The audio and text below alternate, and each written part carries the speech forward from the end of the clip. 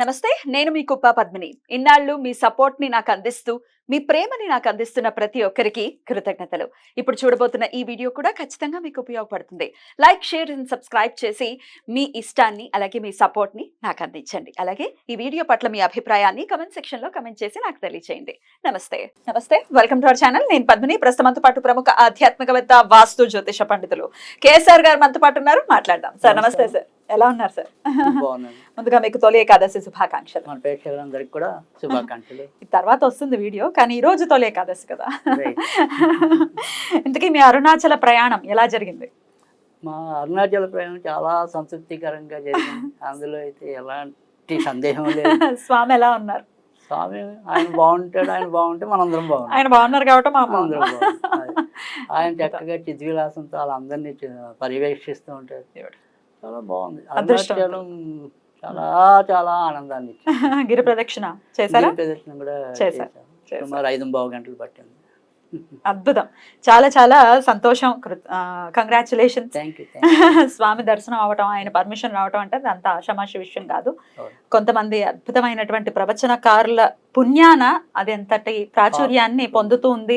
అందరూ ఆ పుణ్యాన్ని సముపార్జించుకుంటున్నారు, స్వామి దర్శనం చేసుకుంటున్నారు. అందులో ప్రప్రథములు చాగంటి కోటేశ్వరరావు గారు. వారికి ఖచ్చితంగా కృతజ్ఞతల్ని తెలియజేయాలి. ఎందుకంటే దానికి అంత ప్రాచుర్యాన్ని, ఆ ప్రాశస్త్యాన్ని ప్రాచుర్యాన్లోకి తీసుకొచ్చినందుకు. ఇప్పుడు అందరూ కూడా అక్కడ అనుకుంటున్నది అదే, ఇంకొద్ది సంవత్సరాల్లో ఇది మరో తిరుపతి అయినా ఆశ్చర్యపోక్కర్లేదు అని. అవ్వాలి. ఎందుకంటే శని ఆదివారాలు పోటెత్తుతున్నట్ట జనాలు. తర్వాత పౌర్ణమి నాడు కూడా బాగా జనాలు వస్తారు. సో అదేగా మంచిదే. తిట్టుకునే వాళ్ళు తిట్టుకుంటారు. అంటే వాళ్ళు ఎంత ఇంకా ఇట్లాంటి స్వభావం అర్థం కాదు. అందరూ స్వామికి చేరువవ్వాలి అని అనుకోవాలి కదా. మేము అక్కడ స్వామికి మనం చేరుకోవటం అనేది ఓకే, అది మంచి ఉద్దేశమే. కాకపోతే జనాలకు వచ్చే బాధ అనుకోండి, లేదా భయం అనుకోండి, వాళ్ళు మనకేమంటాం, దేవుణ్ణి దగ్గర చేసినందుకు ఆనందం అందరికీ ఉంది, కానీ మరీ వాణిజ్య ప్రదేశం అయినా కూడా కొంత ఇబ్బంది పడతాం కదా. సో ఇప్పుడు ఏమంటాము, ఇవాళ రోజు మీరు చూస్తే నాకు నిజంగా చెప్తున్నా, కాశీలో పోలిస్తే, తిరుపతితో పోలిస్తే మీకు ఇక్కడ డబ్బు పరంగా అయ్యే ఖర్చు చాలా తక్కువ. తర్వాత రెండోది మీరు గమనించారా, మన వైపు ఉండే ఏదైనా సరే ఇక్కడ ఈ దేవాలయాల్లోకి వచ్చేప్పటికి పెద్దానికి ఎంతో కొంత, ఇప్పుడు సపోజ్ మనకు ఒక ఏమంటాం, పూజారి యొక్క బాధ్యత ఏంటి, కంపల్సరీ మన నెత్తి మీద శటగోపం పెట్టడం అనేది ఒక పద్ధతి. సో అవకాశం ఉంటే తీర్థం ఇవ్వటం అనేది ఒక పద్ధతి. కానీ ఇవాళ చాలామంది పూజారులు ఎలా ఉంటారు, మనం 10 రూపాయలు వేస్తాం అనుకుంటేనే వాళ్ళు ఇవ్వటం అనేది ఉంటుంది. ఇక్కడ నాకు అరుణాచలంలో మాత్రం మనం ఈ గిరి ప్రదర్శన చేసేప్పుడు ఇంచుమించు మనకు వచ్చే ఏవైతే ఇవన్నీ ఉన్నాయో, ఈశాన్యలింగం అనుకోండి, కుబేరలింగం అని ఇవన్నీ ఉంటాయి కదా, వీటిలో మీరు ఎక్కడికి వెళ్ళినా కానీ, అంటే ఈవెన్ పెద్ద గుడుల్లోకి వెళ్ళినా కూడా, అమ్మవారి గుళ్ళు అయితే మీకు కంపల్సరీ మనం వేసిన డబ్బులు వేయకపోయినా కుంకుమ వేస్తారు చేతుల్లో. తర్వాత ఈ ఏవైతే లింగాల దగ్గరికి వెళ్తామో అక్కడ కంపల్సరీ మీకు విభూతి వేస్తారు. అలాగే 10 రూపాయలు వేస్తే మీరు అడిగినా అడగకపోయినా విభూతి పొట్లం ఇస్తారు. అంత క్రమశిక్షణగా మరి మన వైపు ఉంటాయా అంటే ఏమో నాకు ఎందుకని, నేను అంటే ఉన్నది ఉన్నట్టు మాట్లాడటం నాకు అలవాటు. మనుషుల ఏమంటే ప్రవృత్తి, అది ఏం చేస్తాం, దాన్ని మార్చలేం కదా. అయినప్పటికీ దానికి అంటే నేను అనేది ఏమంటున్నానంటే, ఇటు ఏమంటాం, ఇటు ప్రశాంతత అనేది ఓకే, అది ఖచ్చితంగా చాలా అద్భుతమైన ప్రశాంతత. అయితే దాంతోపాటు ఇంకా కాస్తంత ఒకంత ఈ వాణిజ్య విలువ అనేది కొద్దిగా తక్కువ ఉంది అనుకుంటున్నాం మిగతా వాటితో పోలిస్తే. సో ఇప్పుడు మనం ఏదైనా సరే ఒక తిరుపతికి వెళ్తే అది వేలకి వేలు అనేది ఉంది. అంటే మనుషులు చేస్తారు అలా. ఇక్కడ మనకి ఏదైనా సరే ఒక శీఘ్ర దర్శనం అయితే మహా అయితే 150 రూపాయలు నేను చదివినంత వరకు అక్కడ. సో శివయ్య సులభుడండి. శివయ్య ఉన్న ప్రాంతాలు అంతే. అలాగే అది నేననేది ఏంటంటే, మనుషులు అంతేనా పెరగనివ్వండి, కానీ ఆ డబ్బు విలువ కూడా అలాగే ఉన్నప్పుడు అది మరింత మహద్భాగ్యం అవుతుంది నా ఉద్దేశం. సామాన్యుడికి కూడా ఇప్పటికీ అందుబాటులో ఉన్నారు ఇక్కడ దేవుళ్ళు అంటా నేను.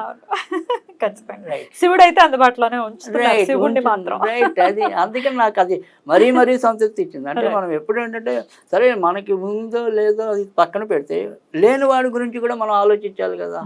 సో మనం ప్రయాసపడి వెళ్తే, ఇప్పుడు సపోజ్ మనం ఒక నార్మల్ దర్శనానికి వెళ్తే ఇవాళ రోజులు 24 గంటలు కూడా పడుతుంది. అంత ఇబ్బందికరమైన పరిస్థితుల్లో మనం ఉన్న ఒక దేవుణ్ణి చూసుకోవడానికి. సో కానీ ఇక్కడ మీకు ఆ రకంగా చూసినప్పుడైతే కనుక నాకు చాలా సంతృప్తి ఇచ్చింది. అంతవరకు నేను మాట్లాడతా. కానీ నేనుగా చెప్పాలంటే కనుక మీరు చెప్పినట్టు ఈ చాగంటి కానీ మన నండూరు కానీ వీళ్ళందరూ కూడా దీనికి చాలా చక్కటి ప్రాచుర్యాన్ని కల్పించారు. తెలియని విషయాలు ఎన్నో కూడా మనకి అద్భుతంగా తెలియజేశారు. కనుక ఖచ్చితంగా వాళ్ళని మనం అభినందించాలి, పెట్టవలసింది. ఖచ్చితంగా ఇదంతా కూడా ఆ శివ ఆజ్ఞతో జరిగినటువంటి విషయం. శివాజ్ఞ లేకపోతే చిన్న చీమ కూడా కుట్టదు అన్నప్పుడు ఆ ప్రాచుర్యాన్ని ఎవరు తీసుకురాగలరు? సమిధల్లాగా వాళ్ళని వాడుకున్నాడు శివయ్య అని అనుకోవాలి తప్ప. అందరూ రావాలి ఆయన చెంతకనే శివుడు అనుకున్నాడు కాబట్టి అది జరుగుతోంది. వెళ్ళాలి, అందరూ వెళ్ళాలి కూడా. నేనైతే తప్పకుండా వెళ్ళమనే చెప్తాను. మరి ఖచ్చితంగా వెళ్ళండి. అది మనకి పాత రోజుల్లో ఒక సామెత ఉంది, మన గాంధీ గారి, తిరిగిన చొక్కా అయినా వేసుకో కానీ ఒక గ్రంథం పుస్తకం కొనుక్కోని. అలాగే నేను మీరు ఎంతైనా అవస్థపడండి కానీ అరుణాచలం మాత్రం వెళ్ళండి. సూపర్, అదిరిపోయింది ఇది. ఖచ్చితంగానండి. గిరి ప్రదక్షిణ విషయంలో మాత్రం రకరకాల భయాలు ఉంటాయి. అయ్య బాబాయ్ మేము నడవగలమా, కొంత ఏమైనా ఇబ్బందులు ఉంటే, ఏదైనా ఆరోగ్య సమస్యలు ఉన్నా, కొంత ఒళ్ళుగా ఉన్నా మేము నడవగలమా అని భయపడిపోతూ ఉంటారు. ఈ భయాల నుంచి ఎలా బయటపడాలంటారు? అంటే అసలు భయం అనేది నిజంగా అయితే ఉండదు. అంటే నేను ఎప్పుడు కూడా చెప్తాను ఒకటే, మనిషిలో సంకల్ప బలం అనేది ఉంటే ఆ శివుడే మనని తీసుకెళ్ళిపోతాడు. సో మీ సంకల్పంలో ఊగిసలాట ఉన్నప్పుడు మాత్రమే ఆ రకమైన ఇబ్బంది రావటం అనేది ఉంటుంది తప్ప, మన సంకల్పం గట్టిదైతే వచ్చాను ఖచ్చితంగా ఆ దేవుడే మోసుకెళ్ళిపోతాడు. మీరు ఊరికే నడుస్తున్నామని మీ భ్రమలో మీరు ఉంటారు అంతవరకే. సో అది మధ్యలో నేను చెప్పాలంటే చిన్న ప్రమాదవశాత్తు నేను పడ్డాను. అంటే ప్లాట్ఫామ్స్ ఏవో ఉంటాయి కదా, మనం నడిచేప్పుడు ఈ ప్లాట్ఫామ్ మీద వెళ్ళడానికి జస్ట్ అలా వెళ్దాం అనుకుంటే నా అడుగు పైన పడకుండా కొద్దిగా మధ్యగా పడింది. దాంతో ఇలా బాల్ పడ్డాను. జస్ట్ అసలు అంటే నేను అనేది అది మనకి తగిలింది అనే భ్రమలో కూడా మనం లేదు, ఏమి మిమ్మల్ని ఇబ్బంది బాగా వెళ్ళిపోయాం. అది కానీ నేను అనేది ఏంటంటున్నారు, ఇప్పుడు మధ్య మధ్యలో చిన్న చిన్న పరీక్షలు ఉండొచ్చు, లేదా మన తప్పిదాలు ఉండొచ్చు. సో వాటికి మనం ఆలోచిస్తాము, ఇక్కడ నేను వచ్చి పడ్డానే అంటే ముందుకెళ్ళదు అడుగు, అంతే కదా. సో అందుకని అది సరే. ప్రతి ఒక్కరు కొంతవరకు చంచల మనస్కులు కూడా కొంతమంది ఉంటారు. మనం ఎన్ని రకాలుగా వాళ్ళని మనం ఏమంటాం ధైర్యం ఇచ్చినా కానీ, అమ్మో నా వల్ల అవుతుందా, నేను ఇంతలా ఉన్నాను కదా, లేదంటే నాకు ఆయుసం ఉంది కదా అనుకుంటే కూడా అక్కడ మార్గాలు ఉన్నాయి. మీరు నడవగలిగినంతసేపు నడుస్తారు, నడవకపోతే పక్కన నేను చూశాను అంటే మీకు వెంటనే 5 నిమిషాల్లోనే రిలీఫ్ వచ్చే నొప్పి బిళ్ళలు అమ్మే వాళ్ళు షాపులో ఉన్నాయి. తర్వాత రెండోది ఏంటంటే అదే చోట కాసేపు మన కాళ్ళకి వాడికి మసాజ్ చేసుకోవడానికి మిషన్లు కూడా ఉన్నాయి. 20 రూపాయలు పెట్టారు, మిషన్లు కూడా ఉంది. నాకు అదే ఆశ్చర్యం అనిపించింది. లేదు ఇవన్నీ కూడా అమ్మ నేను ఇక్కడే పడిపోతాను అనుకునే వరకు ఆటో ఉంది, ఆటోలో చేసేయచ్చు. అప్పుడు ఆ చక్కగా ఆటోకి పుణ్యం. ఇంకా భయం దేనికి? కానీ అసలు భయం అక్కర్లేదు, చాలా నిరభ్యంతరంగా మీరు హాయిగా వెళ్ళిపోవచ్చు.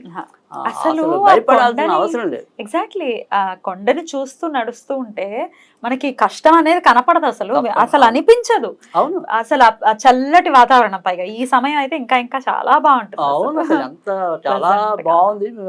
అందులో ముసురు పట్టింది కానీ నేను వెళ్ళిన రోజు వాన కూడా లేదు, దాంతో మరీ ప్రశాంతంగా హాయిగా ఉంది. అసలు చక్కగా మంచి సమయంలో వెళ్ళారు మీరు. ఏదో టాపిక్ మాట్లాడదాం అనుకుంటే అరుణాచలం అన్న మాట వినిపిస్తే చాలు, లోపల కడుపులో నుంచి వస్తుంది ఆనందం. అక్కడే ఉన్నట్టు ఆనందాచలం. అబ్బా చాలా బాగా చెప్పారండి. అరుణాచలం ఆనందాచలం సూపర్. ఆనందాన్ని అనుభవించాలంటే వెళ్ళాలి. రమణాశ్రమానికి వెళ్ళారా? అది మొదటి రోజు మొదటి రోజే వెళ్ళింది రమణాశ్రమం. అదే రోజు సాయంకాలం కూడా గిరి ప్రదర్శన అయింది, ఇంకోసారి గిరి ప్రదర్శన అయింది. ఇది కాకుండా గుడి, మన మెయిన్ గుడి ఏదైతే ఉంటుందో ఆ గుడి చుట్టూ 5 ప్రదర్శనలు చేసినా కూడా గిరి ప్రదర్శనలతో సమానం. అంటే అక్కడ కూడా మళ్ళీ 5 ప్రదర్శనలు చేసి, అది కూడా చాలా పెద్ద ప్రాంగణం కాబట్టి చేయడం కూడా కష్టమే. అవును, అది అందుకని 5 ప్రదర్శనలు అలా చేసినా కూడా మీకు ఒక గిరి ప్రదర్శన చేసినట్టుగా అని చెప్తే ఎవరో సరే వెళ్ళంగా ఆ రకంగా కూడా చేశారు. Very good, very good, congratulations అండి. నెక్స్ట్ ఎపిసోడ్ లో మన టాపిక్ గురించి మాట్లాడుకుందాం. మనమైతే ట్రైన్ గురు పౌర్ణమి, అంటే గురు పౌర్ణమి అనేది ఎలాగో ఉంది కాబట్టి మనం అక్కడ రమణ మహర్షి అంత పెద్ద గురు పౌర్ణమికి అతీతంగా వెళ్తున్న సబ్జెక్ట్ అయితే కాదు. కరెక్ట్. అయితే నెక్స్ట్ ఎపిసోడ్ లో గురు పౌర్ణమి గురించి విశేషంగా మాట్లాడుకుందాం. రైట్ అండి, thank you so very much. నమస్తే.